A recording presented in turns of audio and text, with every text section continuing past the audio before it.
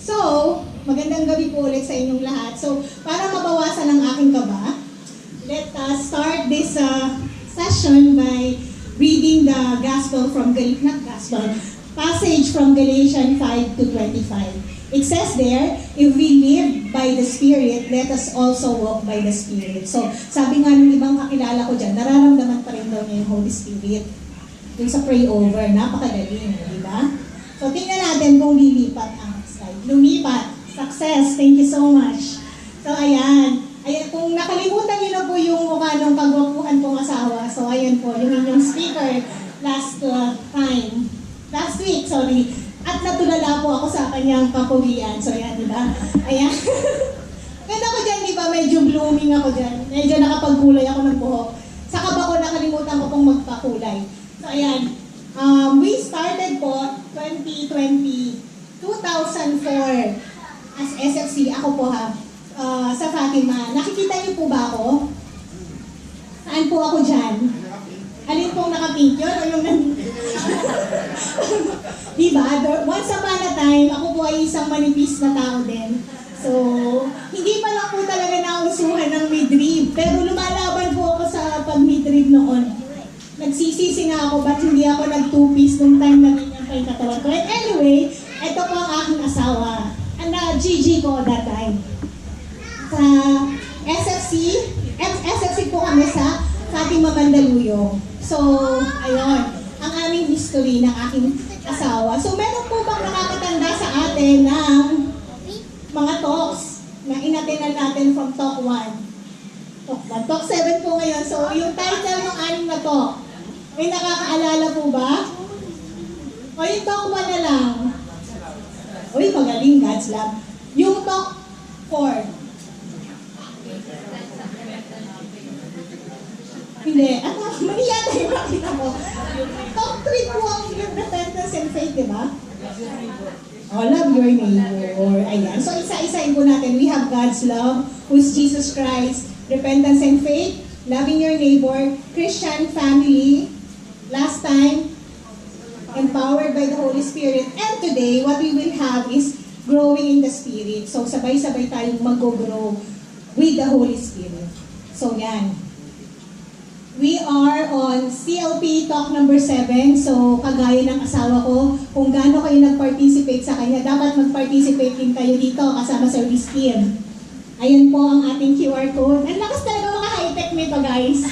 Feeling ko Gen Z ako. Ayan. Or, kung nasa malayo kayo, pwede kayong mag www.menti.com, tapos ayan yung code.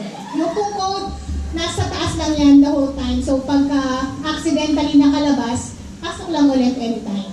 So, ayan, meron na tayong 5 pumupuso-puso. Pwede po kayo mag-comment, ang ganda ko ngayon, bagay yung shade ng lipstick ko, ganyan. Ang ganda po talaga ng kiko, masabi ko lang, nakaka-addict po pala talaga, ano. So, huwag po kayong papasok doon, mga husband. Hawakan ng kamay, okay? So, yan. So, before we start, dun sa ating session, our service team, magkaroon muna tayo ng activity bago tayo magtuloy-tuloy, no? So, yung service team natin magbibigay ng pang-painting, mga paints, yung nakatayong ganyan, pintura. Wait nyo lang po, darating din yan. So, yan.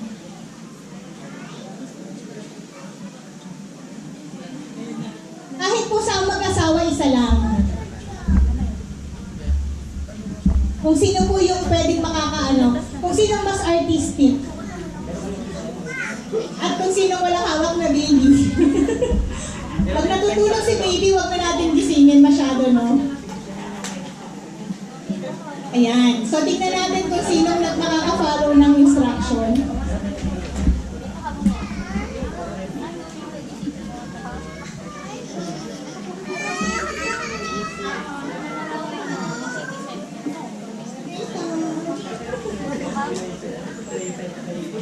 Ayan, nawawala na yung kaba ko, umiinit na rin.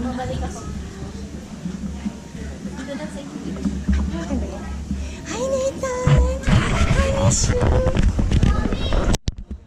Ayan, game na po tayo. So, activity tayo. Meron na lahat paper and pen or pencil. So, ang una pong instruction, mag-draw mag-drawing kayo ng circle. Big circle po. Malaki. Lakihan natin. Huwag tayong magtipid sa space. Big circle. Okay? Patingin nga. Okay. So, anong nararamdaman nyo pag tinitingnan nyo yung anong nakikita nyo dun sa big circle? Meron bang feeling na binibigay pag tinititigan nyo yung circle? Gusto nyo ba live or magko-comment? O, live na tayo. So, anong feeling nyo pag tinitingnan nyo yung circle na yan? Anong meron? Empty,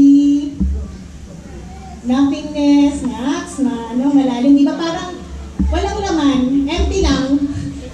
Wala lang siya. May parang, ayun nga, empty nga, kulit ko naman, di ba? And then, dun sa center, draw a smaller circle na pwede niyong sulatan sa loob, ha? Ayan. And then, inside that small circle, write Christ.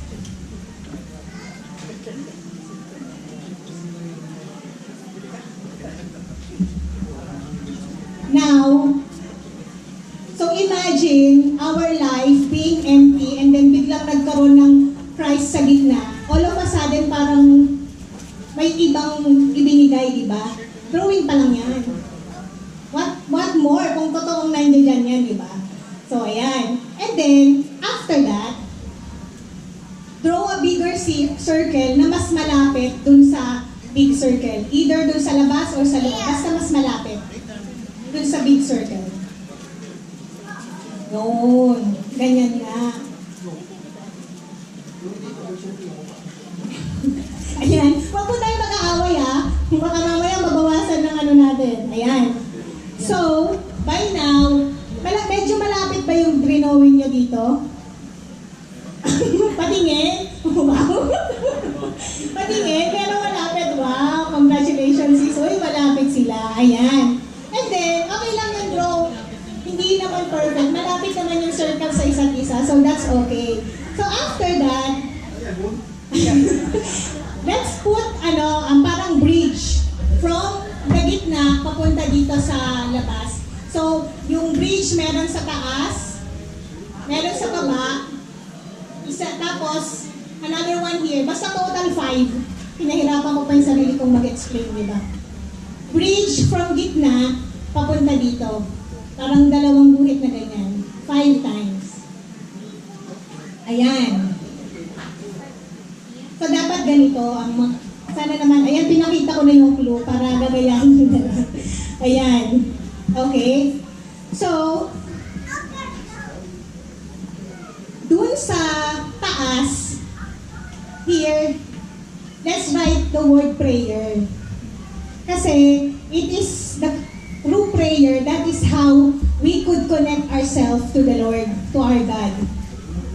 And then, yung baba, sa baba naman, let us put the word, W-O-R-D, like salita in English. I want to share with you something kasi I was listening to a worship song while going to the office, and sabi ng worship leader, if someone, kapag may nagbabasa ng Bible, let's say nakikinig kayo sa simbahan, or may activity kayo sa CFC, and then you felt na parang na-touch kayo nung sinabi, parang na-strike kayo nung word na yun, it is actually God that is touching you. Kasi, kung maalala nyo, in John 1 verse 1, it is said, in the beginning was the Word, and the Word was with God, and the Word was God. So, on the times na, di ba, while you're listening to a worship song or someone is reading a Bible, na-strike kayo, na-touch kayo, it's not just, affected ako nung binabasa. Ang galing ng speaker, na-touch ako. It's actually that time, you are being touched by God Himself because the Word is God. And meron pang sinabi sa Bible, di ba? And the Word was made flesh. So, it's not just dahil magaling yung speaker kaya tayo yung na-touch. It's actually God Himself touching us through the word na narinig natin. So, di ba? Medyo matalinghaga yun. And then, ang isa dito is fellowship. Fellowship is when you mingle to the people na kasama natin sa community. Pagka we are not just praying, but we are also having fun. And then, the other would be witnessing. So of course, witnessing is that the feeling of being with God, hindi nagsastay sa inyong mag-asawa lang. You are sharing it to other people. Kasi you want them to feel the same way that you are feeling. And then lastly, are the sacraments. So of course, everything is useless kasi ang CFC naman ay hindi replacement ng mga sacrament. Hindi porket nag-household, nag-a-attend ng CMP, hindi tayo magsisimba. Still, it remains na we are still Catholic, and that is still the highest form of worship, magsimba. So hindi replacement yung ginagawa natin. It's sort of supplement para mas makilala natin si Lord. So yun.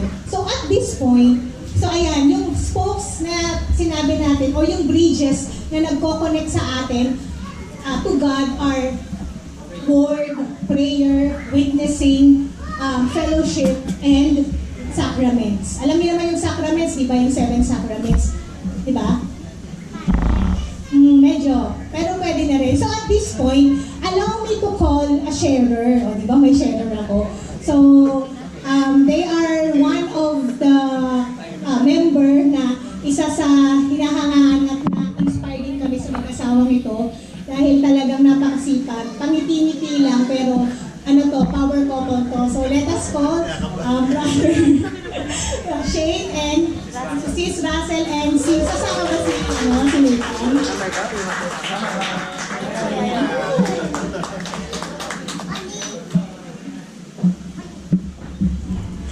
Hello, ako po si Bro Shane and then ang wife ko si Russell. Yun nga, nag-start kami sumali sa Purpose for Christ. 20... Ayun. Bali, mag-8 years na rin kami sa CFC this coming July. So, praise God, nandito po kami ngayon.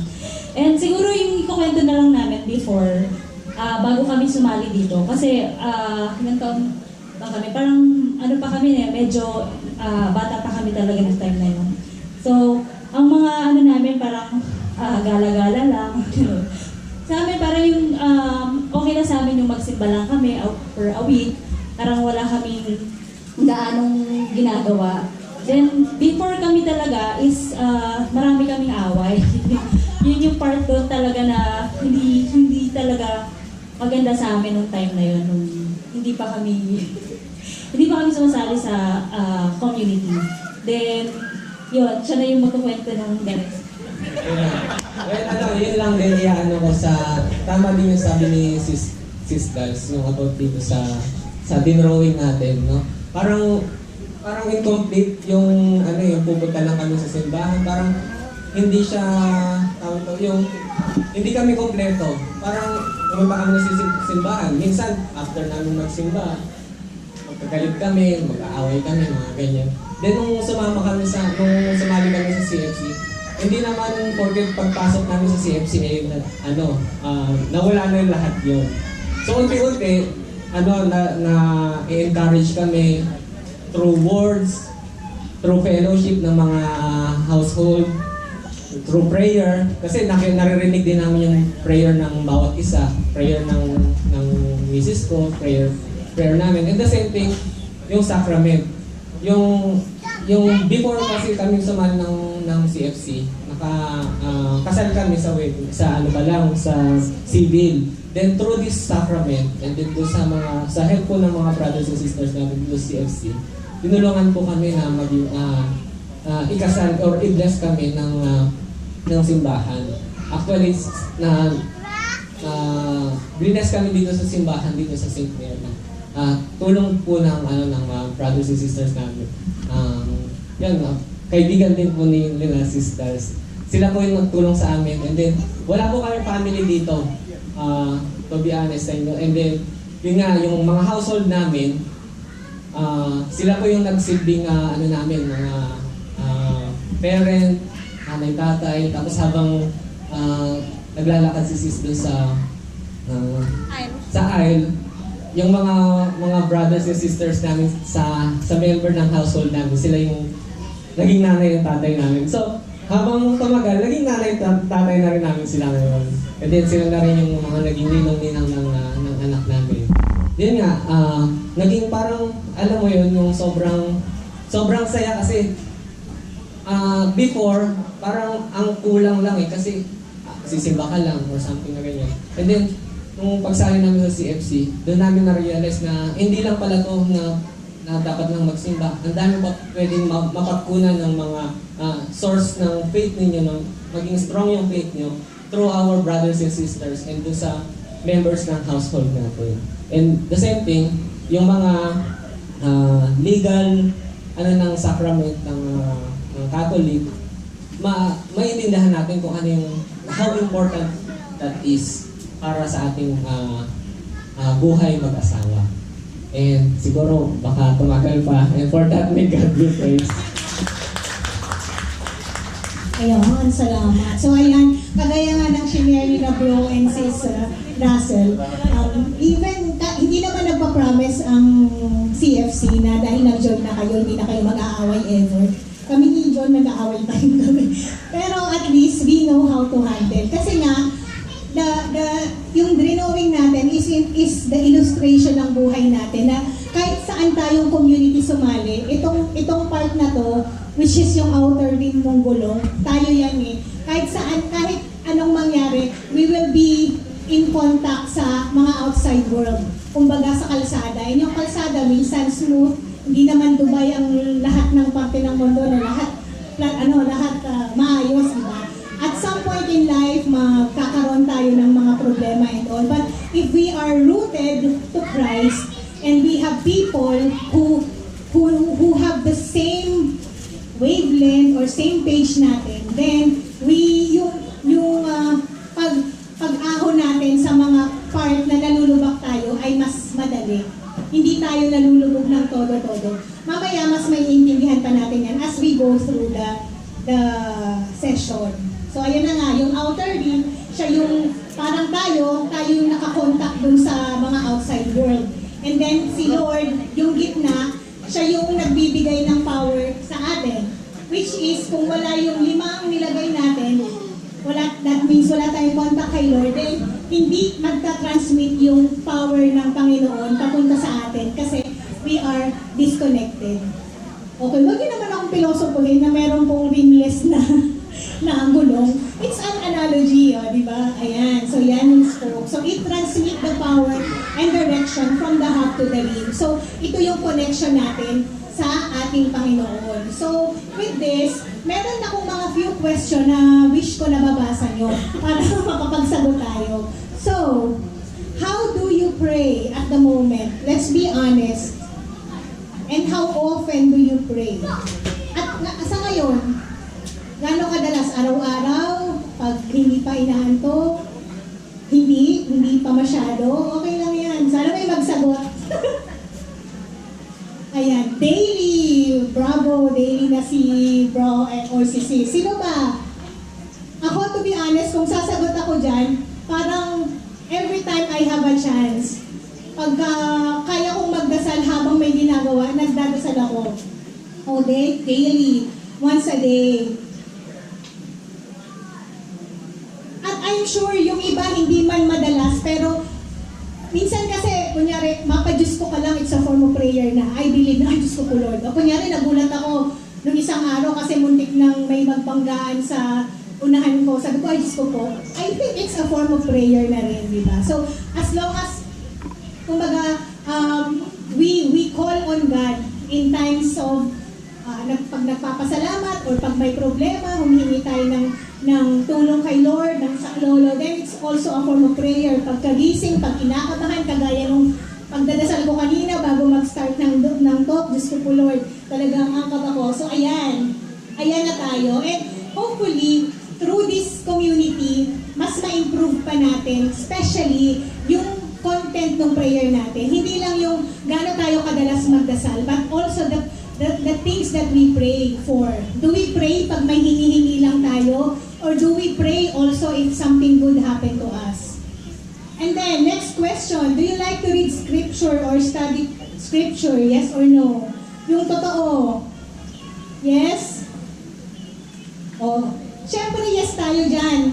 Sino ba namang may ayaw, di ba? Pero, sa totoo lang, medyo mahirap naman talagang pag-aralan ang scripture natin kasi sinulat yan ilang years ago na. So, may mga terminologies na mahirap intindihin. But, we have to put effort kasi merong mas magandang way how to read the Bible para mas maintindihan natin yung binabasa natin. Kasi we don't read it down from Genesis na in the beginning, tapos merong pang genealogy ni Jesus.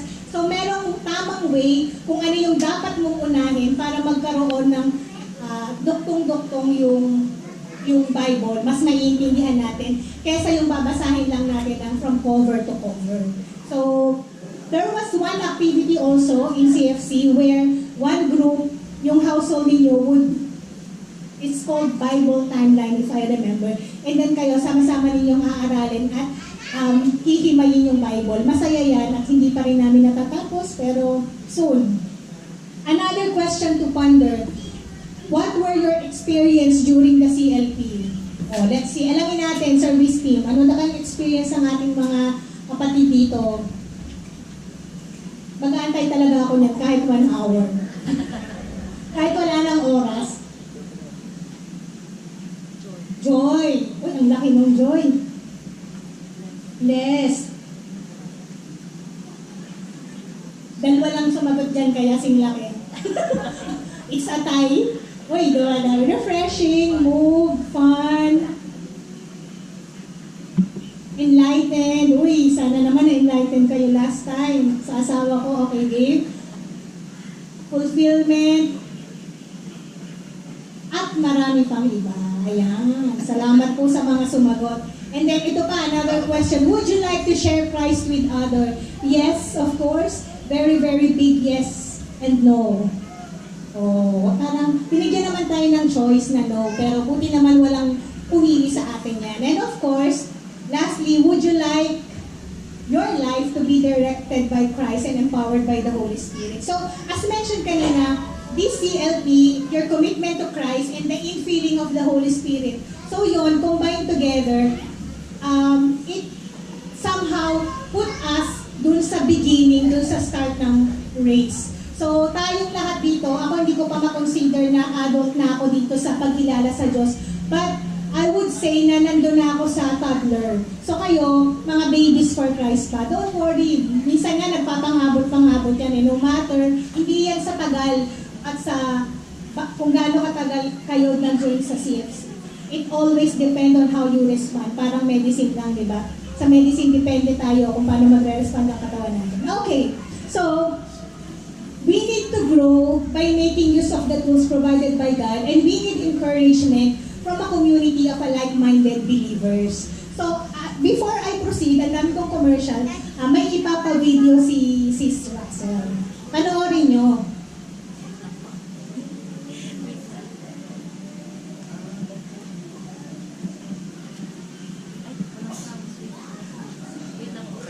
Ano yan? Kakanta na lang daw si Bro Teki.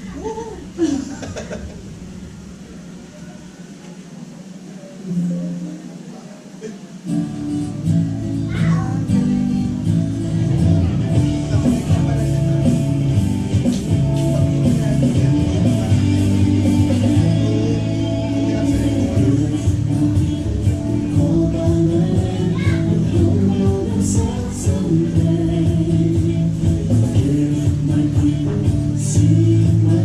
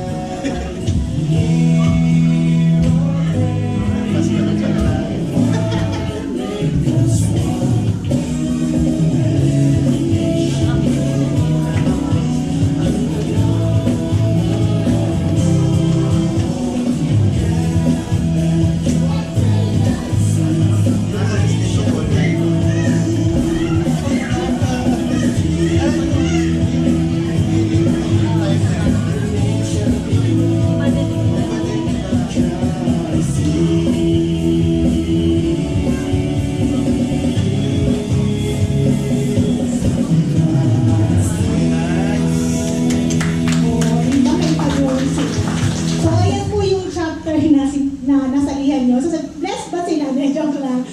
And then, to be honest, this is the most vibrant chapter na nasalihan namin. Hindi dahil kami naging chapter leader dito, pero ano talaga, isa sila sa masayang chapter, tsaka masipag, at tsaka pinakamarami, to be fair.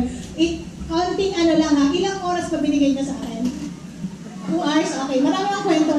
Alam niyo ba, nung nag-uumpisa kami dito, my gosh, talaga naman po, my gosh. Siguro ang service team 14, ang participants 2. O, di ba? Diyan kami nung nagsa-start kami. Pero, tingnan mo naman tayo ngayon, di ba? Ang dami na natin. At saka yung mga, andun sa picture, di ba nakikita niyo pa rin sila dito? So, ano ibig sabihin nun? Ibig sabihin, they're really enjoying the company of each other while knowing our God. And di naman yung magiging additional, di ba? Oh, saan ka ba? Mas lalong dadami, mas lalong sasaya yung chapter na to. So talagang looking forward kami and excited kami para sa inyo. Kasi talagang ready lang kayo sa mga mga camping ng mga yan. Ako, kailangan ready to go every time. Diba? At saka mga pang party-party nila, nako. Masaya yan, huwag nyo inimiss yung mga activity. Anyway, so ayan. So, what you have watched is a glimpse of our journey and yung magiging journey nyo dito sa ating community. So, let's see. Ito naman for the service team. Sana may nag-log in na service team. So, how do we support one another in CFC? Next, magpakitang gilas tayo, service team. Walang sasagot na service team lang. So, how do we support one another in CFC? Mag-antay tayo, kahit mga 3 sagot lang. Parang yan, para may ilulook forward yung ating mga bagong makakasama dito sa chapter. Wow, prayer, o diba? Pinaka-importante, napakadaming magdadasal para sa inyo. At hindi naman sa pagmamalaki, napakalalakas niyang magdasal. Ilan ang nabuntis? Ngayon pa lang. Napakadami talaga.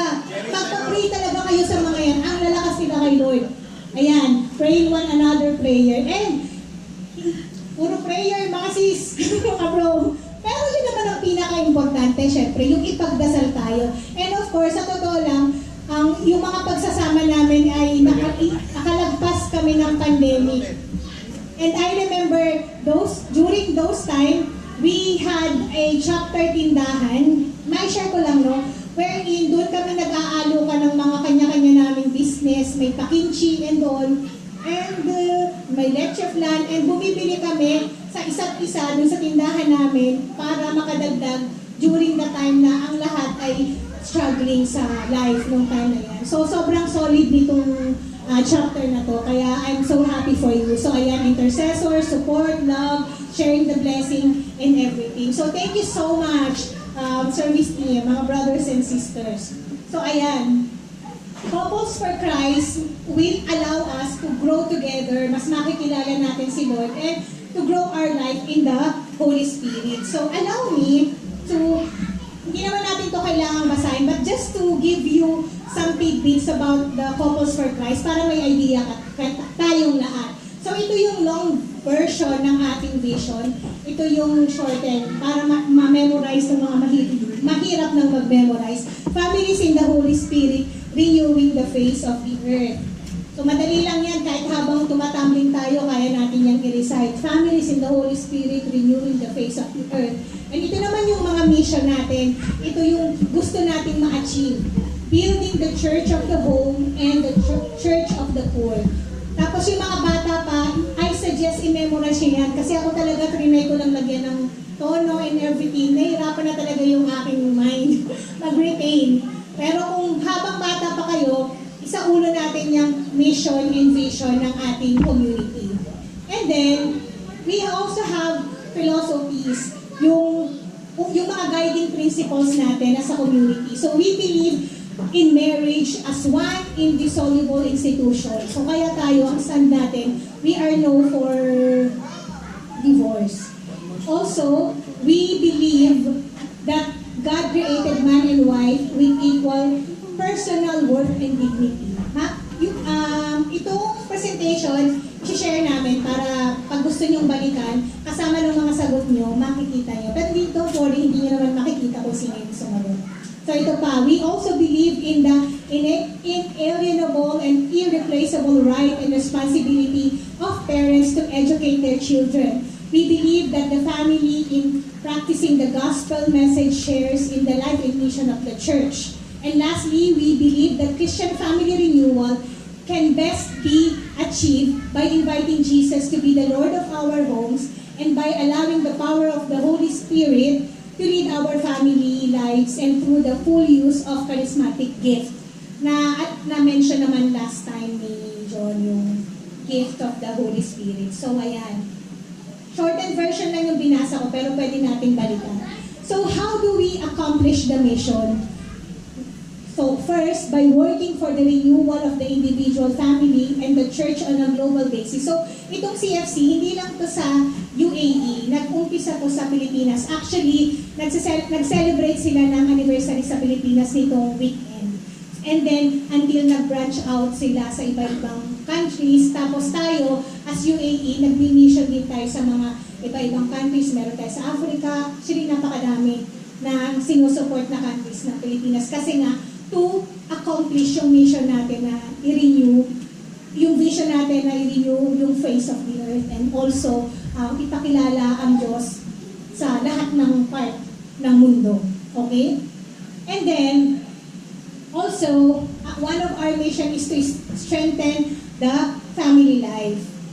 So, the family, as we know, is the basic unit of the society. However, there are so many forces in the world that tries to break the family. So CFC, Couples for Christ, is raised to actually defend kung ano yung plan ni Lord sa family.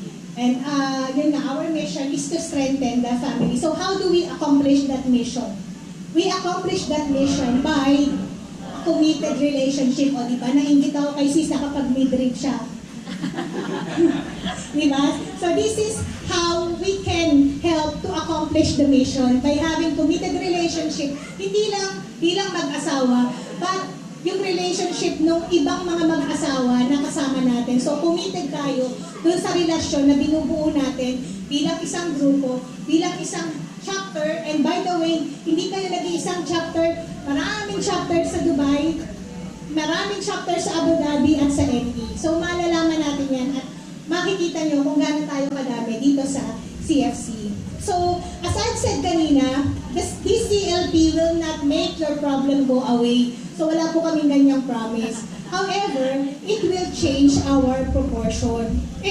Proportion, yes, proportion. Kasi dahil sobrang dami nating household, kain tayo ng kain, so nawawala yung pagdamitis natin. Pero yun na, yung approaches, mag-change din. So, me and my husband, we ourselves are recipient ng support and encouragement ng mga kasama namin sa community from the start of our relationship. So ito kami ng SFC kami. Huwag niyo pong pipicturan, baka mag-trending. Magagalit ang asawa ko. So ayan. Yan po ay taken 2005 SFC, singles pa kami. Di ba ang nipis din ng asawa ko, pwede din mag-midrip. Ayan. Ayan, sa Boracay, 2005. So, naalala ko, July 1 ang aming monthsary. Ayan. So, napakadami naming beses nag-away at maraming walkout. Pero dahil sa tulong ng at encouragement ng mga kasama namin sa community, we end up naman, awa ng Diyos, 2008, getting married. Ayan. So, anniversary po namin ay August 8, 2008. So, just like other couples, especially, sino yung mga bagong kasal? Bagong kasal. Ayan yung pag mga bagong kasal, yung marami tayong problema sa lahat ng bagay, yung may tamang way ng pagsarado ng pinto, tamang way ng pagtupi ng kumot, at pag hindi yung nasunod, parang medyo it upset us a little. Kasi syempre, meron tayong mga nakasanayan, di ba? So, ang layo ko na sa topic. Pero ayun nga. Anyway, marami din kaming away when we were newlywed. Siguro yung mga first 2 years namin is survival yata. Kahit nasa CFC na kami ha, talagang parati kaming hihiwalay at gusto ko na siyang ibalik sa nanay niya. Kaya lang nasa Dubai kami, hindi ko kaagad maibalik. So, ayun na nga. Until habang tumatagal, sa tulong din ng community, nasusurvive namin yung araw-araw naming argument. Until nung 5th year na kami, ba't parang di na kami nag-aaway? Teka nga, maaway na. Kasi iba na naman masyado. Siguro dahil sanay na kami sa isa't isa, natanggap ko na medyo tabingi talaga siyang magtupi, tapos medyo angat ng konti yung halfway lang yung pagsara. So ginagawa ko na lang yung dadaanan ko din para it will be close as I want, ganyan. Until nung 2015, may nag-text sa asawa ko. O sige, sinong makakahula? Wala dyan. Sinong makakahula nung nag-text sa asawa ko? Yung pinakamalapit, Hoy, ang galing mo naman. Nabasa mo ba yung share ko? Dahil dyan meron kang katingko. Ayan. So, ayun na nga. Sakto. Ang sabi ng ex niya, nag-text, sabi niya, uy, kamusta ka? Yung kasunod, sino makakahula? Uy, may isa ba? Ha? Hindi. Meron ba? Abang guess lang. Pangutang? May ex, hindi. Last na. Hindi. Open-minded ka ba? Ako nagtatanong yan. Okay. So ito ang eksaktong text. Ang sabi niya, uy, kamusta? Kamukha-mukha ako. Tapos, ganyan ang reaction ng asawa ko. Parang, namatay siya ng 5 seconds. Sabi niya, hindi siya makahinga. At ang nasa isip niya, paano ko sasabihin kay Dals? Sabi niya ganyan. So, syempre, it was the hardest time for the both of us. Noong time na yun, hindi niya sinabi sa akin kaagad. So, feeling ko, from something parang very calm, parang may nag-iba. Tapos, ang interpretation ko dun sa nangyayari was, parang feeling ko may tinatago siya sa akin na ang interpretation ko was, hindi siya out of focus siya. So, parang kaming dumating sa bagong kasal ulit, na parang first year of day na kinasal kami. Ganun yung feeling. Kasi sabi ko, bakit anong nangyari? Something's going on na hindi ko ma-identify. And then, ganun, absent-minded pa rin yung asawa ko for the, parang dumadaming tao. So, ilang days na ganun. So, away kami ng away kasi meron akong feeling na hindi ko maintindihan. At same din kay John, hindi rin niya masabi. So, yung interpretation ko dun sa act niya, kakaiba. Until, one day, sobrang away na namin, as in away, na parang mag-boyfriend-girlfriend level, to think na ilang taon na kami nung time na yun. And then, one day, sinabi ng asawa ko, mahal, manood tayo ng sine. So sabi ko, sige na nga, babatiin ko na nga ito. Sabi ko, medyo matagal na, parang magto 2 weeks na kami magkaaway. So nanood kami ng Maze Runner 2. Yung may zombie na part ng Maze Runner. Nanonood kami kasi sa Alcail Gate kami nakatira that time. Nasa Mall of the Emirates kami. Habang hinahabol ng zombie yung bidang lalaki, bumulong si John, mahal mo ba talaga ako? Sabi ko, oo, mahal kita. Sabi ko, nakatabi pa ako ng kamay kasi, well, inis na inis ako, hindi ko in-expect na may zombie dun sa Maze Runner. Tapos, maya-maya, nanonood ulit, sabi niya, talaga, gano'n mo ka mahal? Pwede, tanong ng tanong, at tagal niya lang hindi tinatanong yun. Tapos paglabas namin ng sinihan, sa kanya sinabi, lakasan mo yung loob mo, sabi niya ganyan. Tapos alam mo kung anong sabi ko? Sige, may isa pa akong pang-premyo. Maganda to, white flower. Anong sabi ko? Ano? Ano nga? Eksakto, specific. Kahit malapit lang.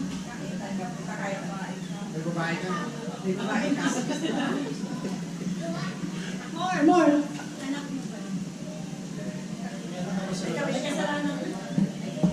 Pwede na doon sa may anak. Kasi that time, to be honest, ayan, wala lang akong pag-review, huwag na na kayo mag-gets kung saan kami na yan. Okay.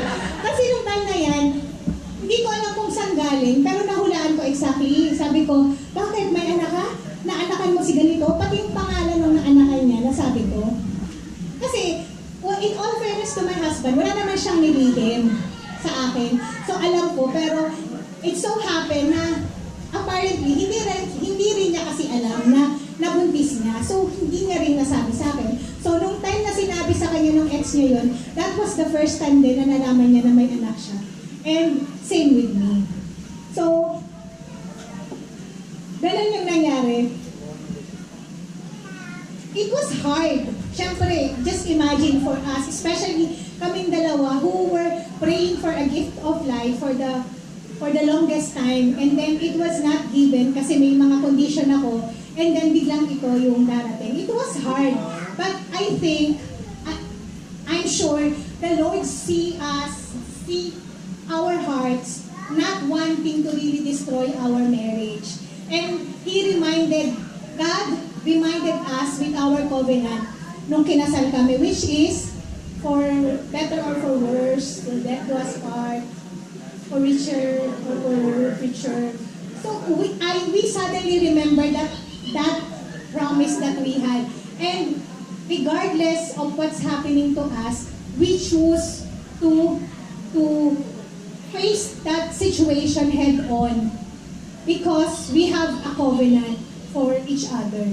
And just like CFC, meron din tayong covenant, diba? Sinebuhay ko lang. And mamaya, malalaman nyo kung ano ba yung covenant natin as CFC. And maybe, tonight, bago kayo matulog, pag-isipan nyo if you are willing to commit yourself to that covenant to our community. Mabilis lang naman yung covenant dito eh. Ang covenant sa atin, ang promise lang na kailangan natin gawin para kailangan natin magdasal, which you are already doing.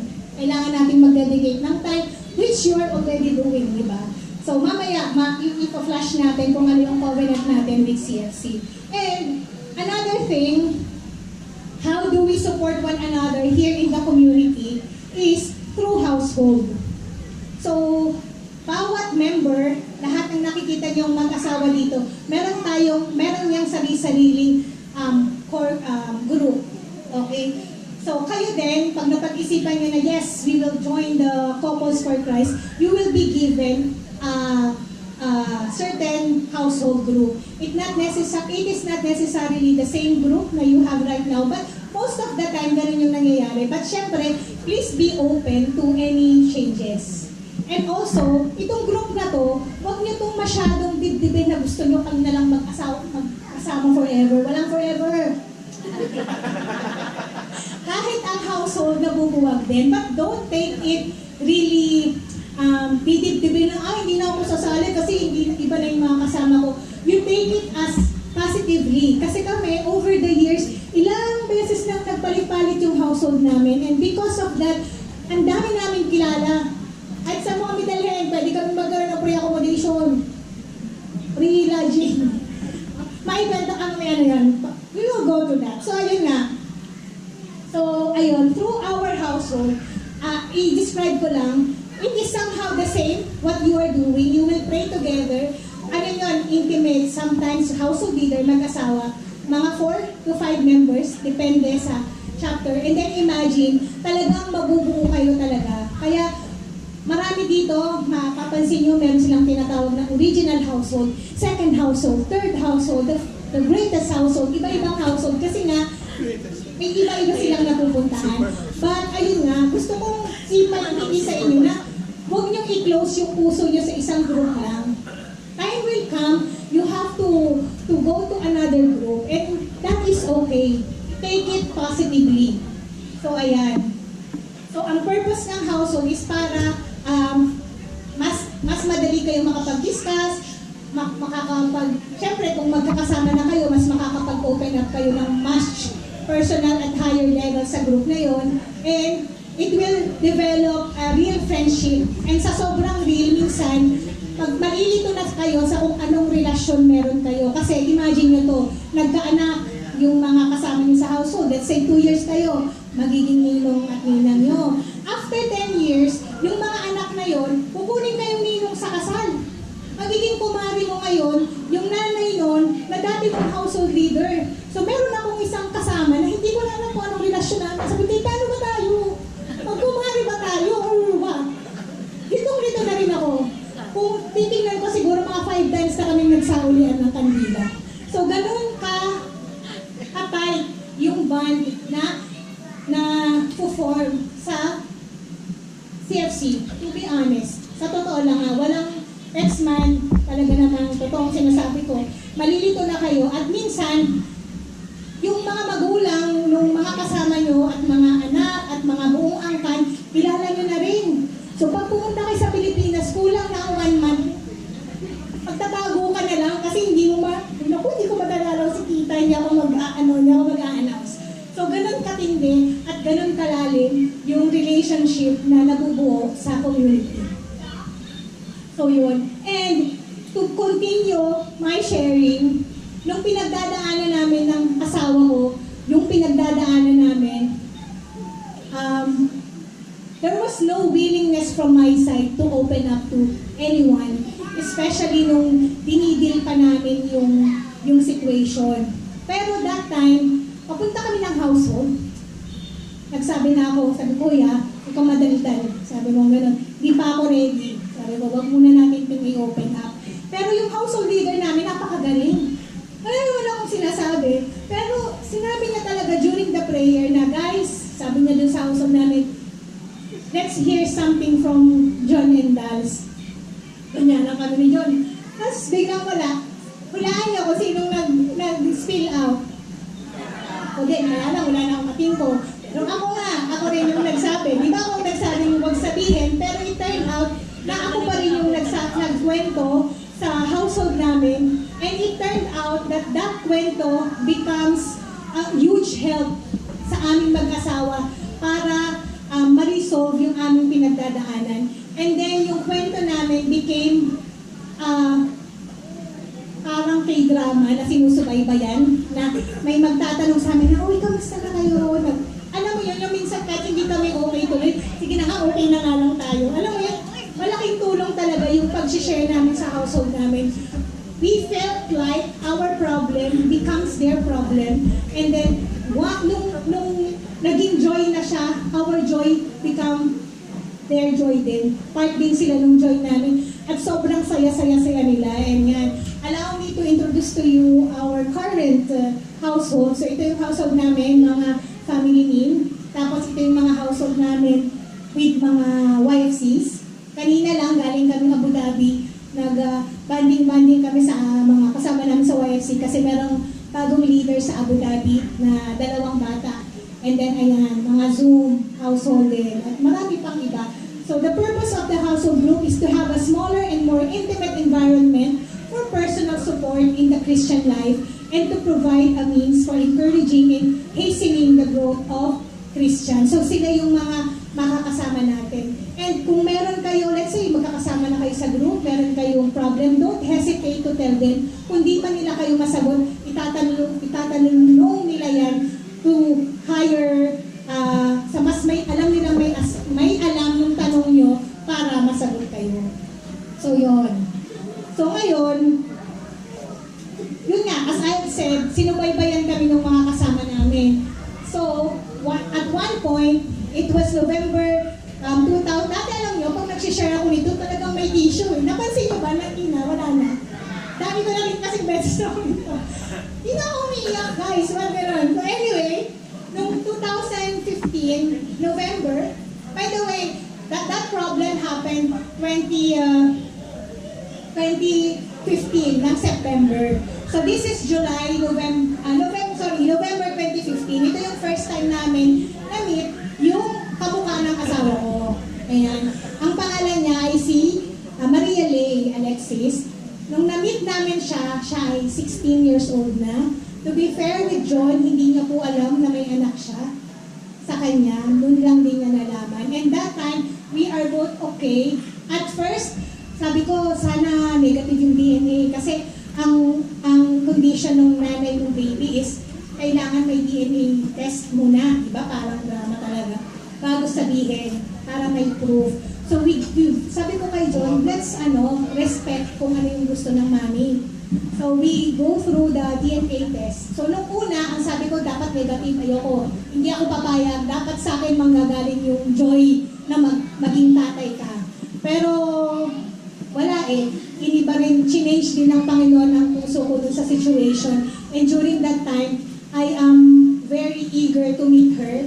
So after they had the DNA test, right after dumating yung result that they are 99.99999% paternal, wala talagang ligtas. Lahat ay kanya-kanya. Tsaka pag walang makeup yan, kamukha talaga. Especially, wala ganda yung anak ko. Hindi, yung nung baby pa siya, talagang kamukhang-kamukha po ng asawa ko. Sabi ko nga, gumastos pa tayo sa DNA. Pwede naman hindi. Pero in respect dun sa gusto ng asawa niya, we go through that and then that's when we were able to introduce her also to the clan ng asawa ko. And one thing na naalala ko, isa sa kinakatakot ko was, how do I tell my family, especially my nanay and tatay, may nanay na lang pala kasi patay na yung tatay ko. So sabi ko baka ma-hurt ko ng todo si nanay. But then my household leader say, don't put words into her. Hindi mo alam kung ano yung magiging reaction. So nung umuwi kami, same time, nung imimit namin siya first time, nagsabi ako sa nanay ko, tayo na ba ako? Di pa, okay. Sabi ko sa nanay ko, nanay, may sasabihin ako sa'yo. Sabi ko, may anak si John, ganyan-ganyan. Tapos takot na takot pa ako. Tapos biglang sabi ng nanay ko, tanggapin mo yung bata. Sabi mo, walang kasalanan. So sabi ko talaga sa isip ko, sayang naman yung pag-aalala ko. Tanggap naman pala ng nanay ko. So immediately also, we introduced her to my nanay, and nung nag-bless siya kay nanay, parang very fulfilling din. And sasabihin niya lang maarte ako, pero nakakayak talaga nung time na yun. Sobrang very touching everything, na kahit nagbe-bless the food lang kami ng asawa ko, talagang naiiyak kami. Imagine that, bless us all, Lord, with this day.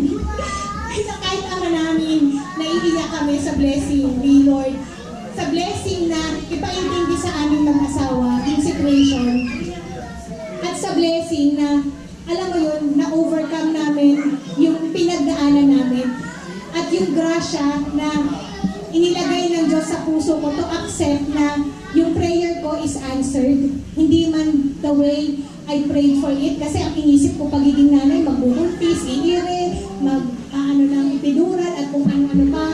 Pero nung naman, ang binigay sa akin, 16 years old na, hindi na ako napuyat, diba? So, talagang lakas ko rin. So, parenthood, wala akong idea. Wala talaga. But since she is 16 that time, and we were YFC coordinator that time, ang baon lang namin ay yung experience namin with the YFC. So we related to her as if she was one of the YFC member. And how do we relate to the nanay, to the mom of Alexis, is how we relate. Sino yung YFC? So sabi ko talaga, Lord, ang galing mo din eh. Nilagay mo kami sa YFC para pagdating ng situation na to, alam namin kung anong gagawin namin. So, siya ang dahilan ba't ako na-hook sa K-drama. So hanggang ngayon, hook pa din ako. Siya nakamove on na, diba?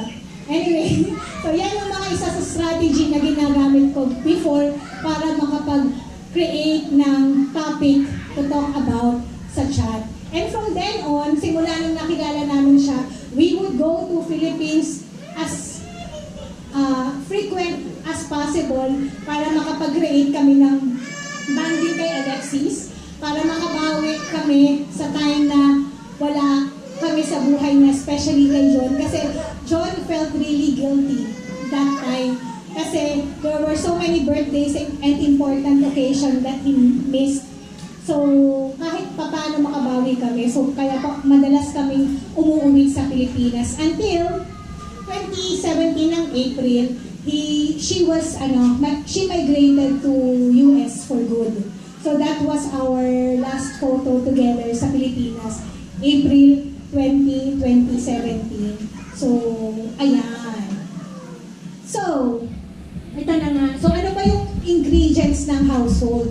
So, ang household, ito yung mga typical na nangyayari during household meeting.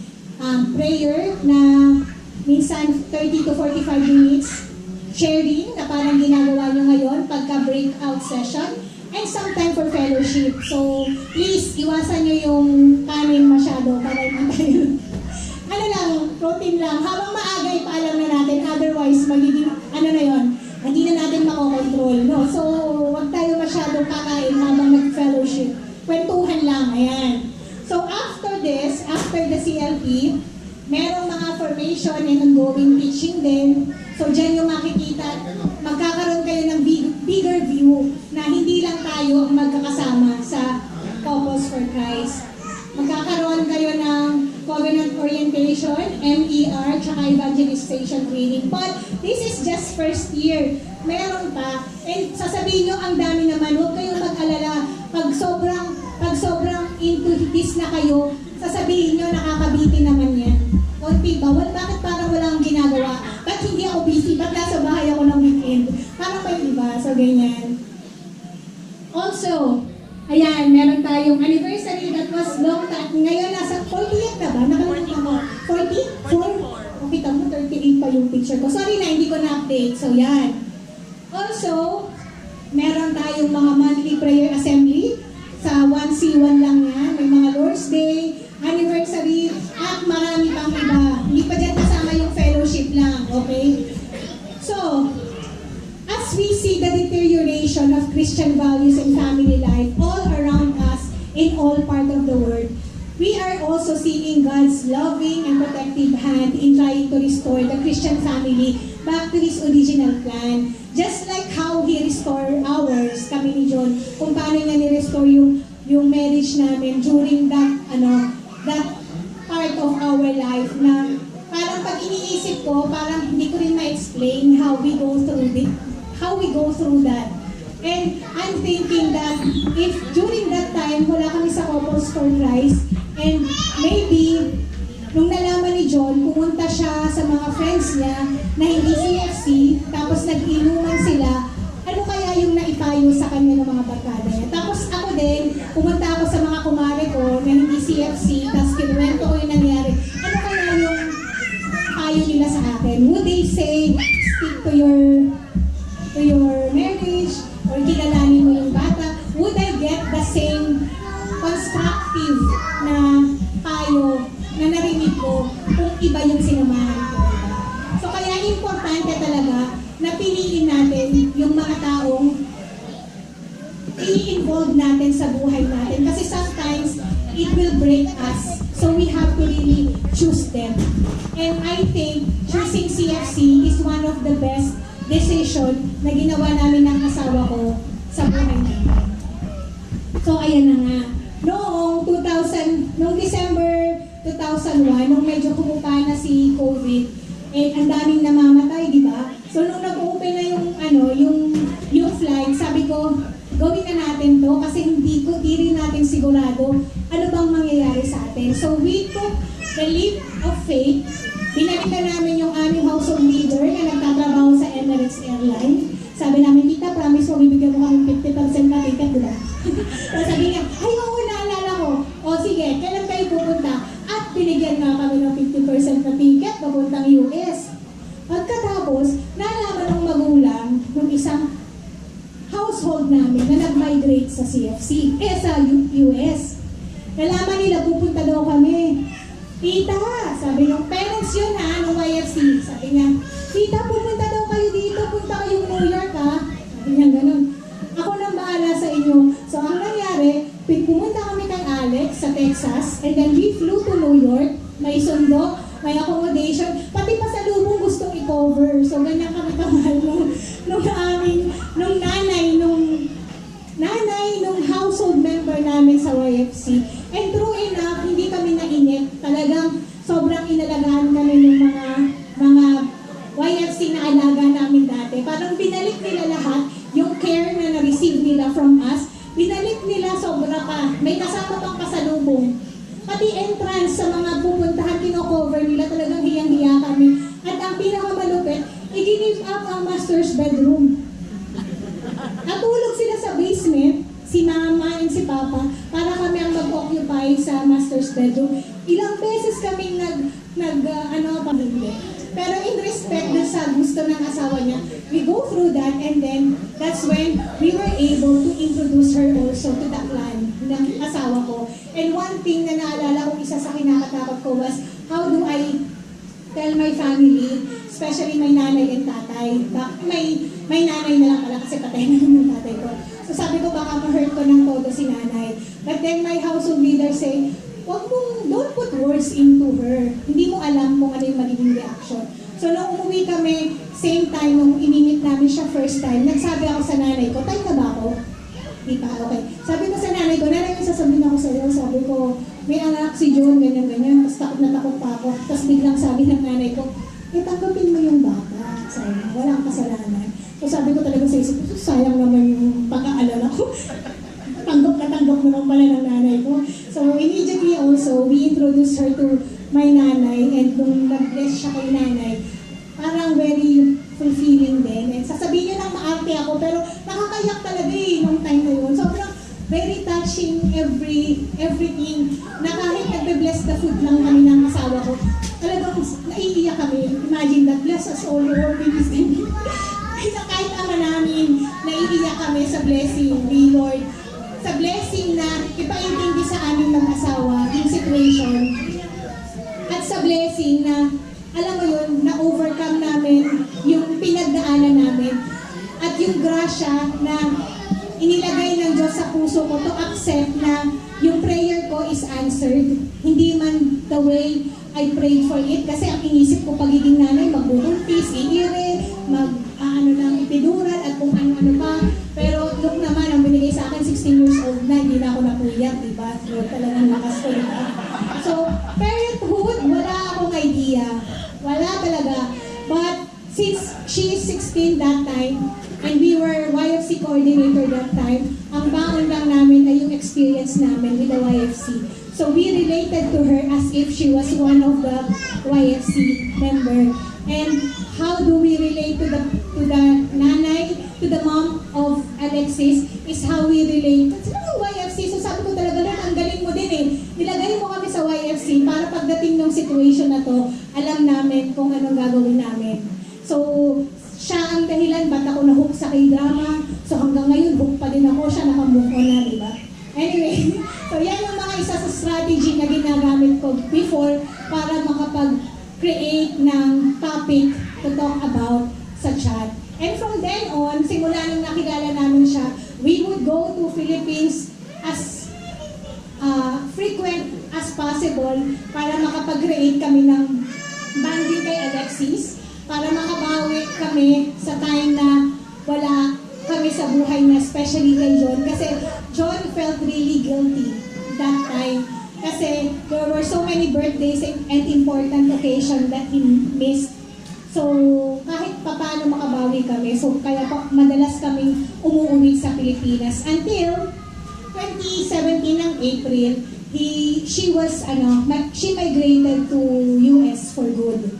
So that was our last photo together sa Pilipinas, April 20, 2017. So, ayan.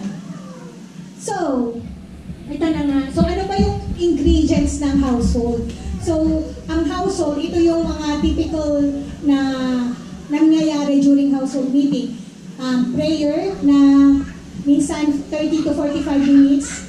Sharing na parang ginagawa nyo ngayon pagka breakout session. And some time for fellowship. So, please, iwasan nyo yung kanin masyado para hindi tayo.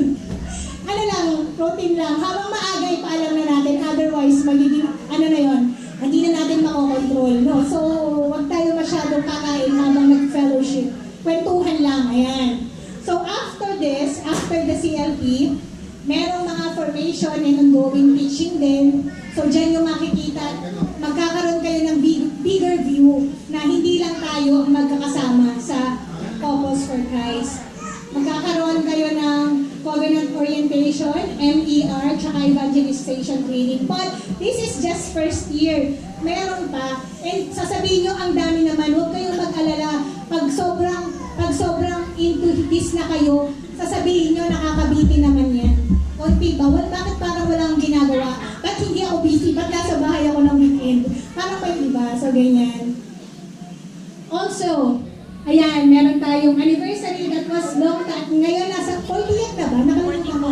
44? Okay, tamo, 38 pa yung picture ko. Sorry na, hindi ko na-update. So, yan.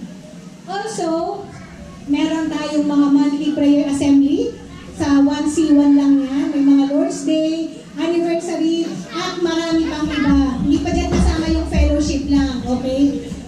So, as we see the deterioration of Christian values and family life all around us in all part of the world, we are also seeing God's loving and protective hand in trying to restore the Christian family back to His original plan. Just like how He restored ours, kami ni John, kung paano niya ni-restore yung marriage namin during that part of our life na parang pag iniisip ko, parang hindi ko rin ma-explain how we go through that.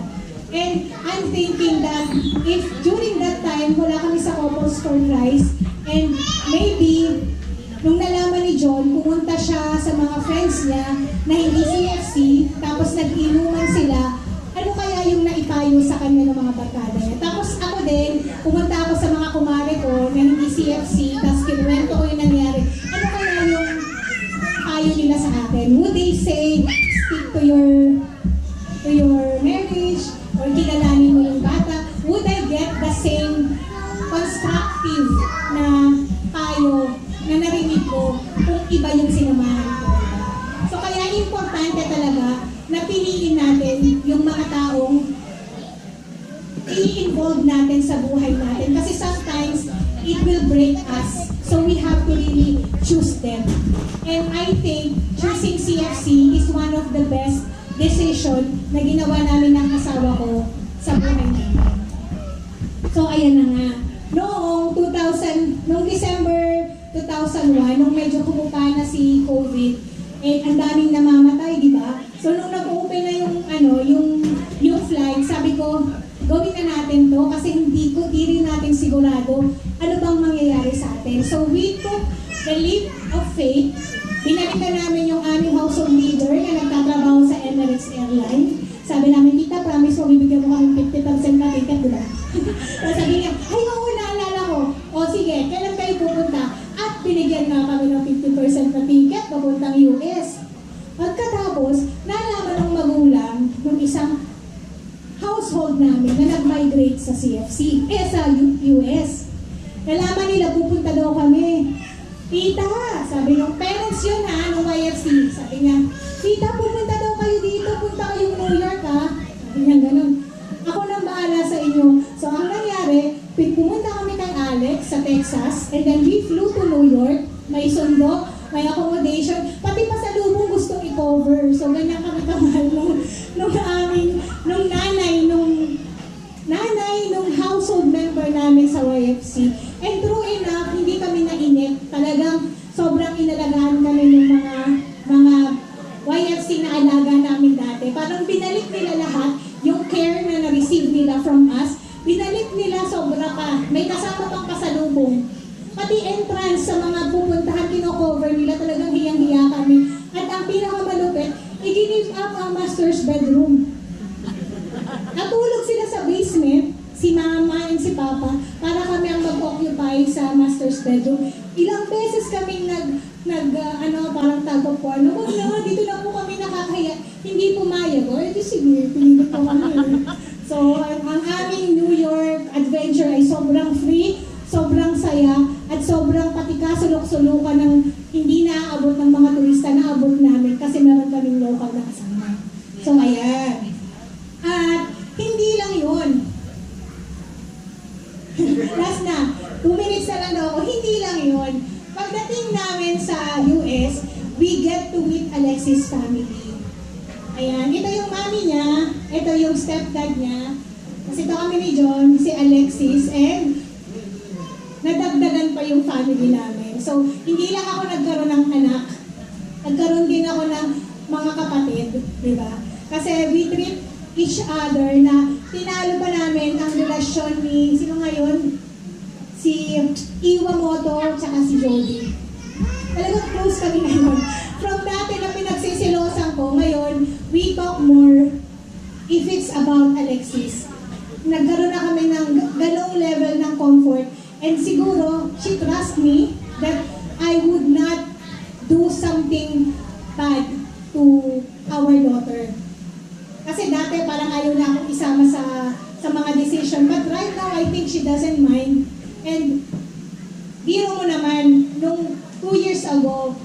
walang problema na nadala namin siya dito and we spent 3 whole months with her. Oh, dito yan.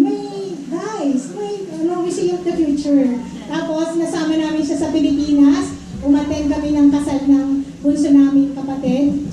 At pagkatapos, nakasama namin siya sa isa sa national conference ng YFC. Kasama namin yung sumayaw sa stage. And it looks amazing how God transformed everything. And I'm sure, hindi lang to sa amin gustong gawin ng Diyos. Sa lahat, kung ano man pinagdadaanan natin.